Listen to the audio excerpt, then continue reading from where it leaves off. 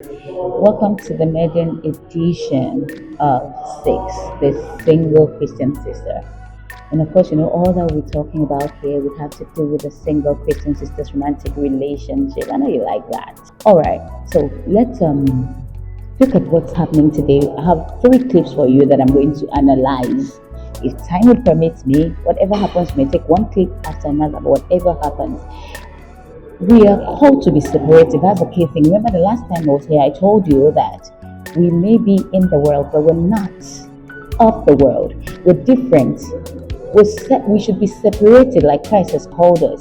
And then our first love, because you're the bride of Christ, our first love is Christ. And then Christ alone is He who bears our heart and everything. Whatever we're going to do is going to be dependent on one, our relationship with Christ.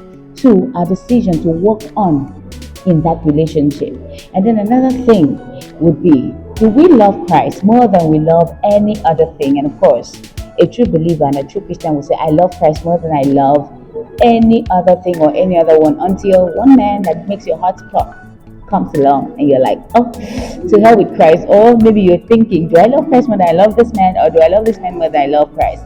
But whatever happens, we're going to be talking about that here, and then we're going to be showing you clips. So join me as we watch this clip together. Are you ready? All right, let's go.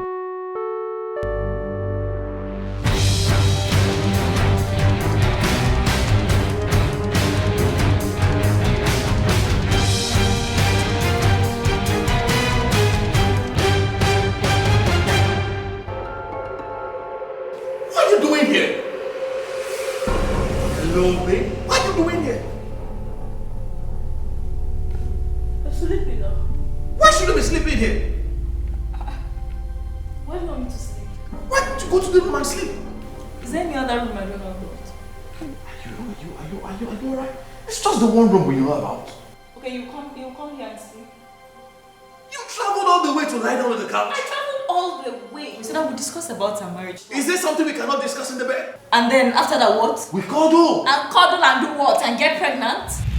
My dear, it's just 1 month. We are as good as married. We are as good as married does not mean we are married.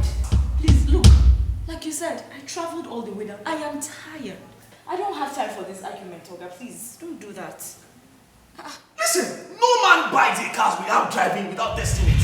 You must test it to know what is wrong with Then it. after you go to the supermarket and buy red wine and test it before you pay for it. What is red wine compared to a car? I don't. And that is just a common red wine. Listen. Okay, I should go If and you want me to sleep in the room, I'll go and sleep in the but you have to sleep here. Okay, I should go and sleep. Go and sleep. Okay, take in short, I'm tired of this thing. Who? I'm tired in short. What? Maybe the Holy Spirit will marry you at once. I don't understand this nonsense. What is this? Because that is the type of girl we should be. Seriously. In this clip, the man is actually wrong. I mean, the punchline there is almost married is not married. That's the truth. That you have a 69 and another person has a 70 as grading does not mean you are in the same line, even if it is just one mark separating you both. One is an A and the other one is a B. So that tomorrow is your wedding does not mean sleep with him today. Let me even ask you, haven't you heard that people were at the church altar and then they canceled their wedding? Yes. If you have not heard, I have many times, or sometimes on their way. So even if he gets the list, he sees your parents. If you are not truly wedded, my dear, you are committing fornication if you sleep with him. So you cannot do that. Once that man did, okay, go and marry. Yes, if he leaves you, don't worry yourself. Don't bother. Turn to Christ and focus on Him, because He's your ultimate goal. Don't forget that as Christians, we're just sojourners in this world, and whatever happens, we have to look up to. The Bible says that Abraham sought for a land, for a place, for a city that the builder himself was God. So when we are here, we cannot afford to behave like others. All we do is, if it doesn't work out, I love you, quite alright. But if it's not working out, and then you're going to drag me out of the presence of God, I'd rather leave the marriage, even if it's at the altar. But most importantly, I must serve Christ with my body. That is the ultimate. And we're not able to take the other clip. So when I come back next time, we're going to look at the right, because what we just saw here is the wrong from the man's aspect. We're also going to look at the right and maybe take the extreme. So till I come your way, don't forget keep projecting Christ with your holy lifestyle and with your beautiful, beautiful, beautiful body. We are to use what we have to serve the God that we love so much.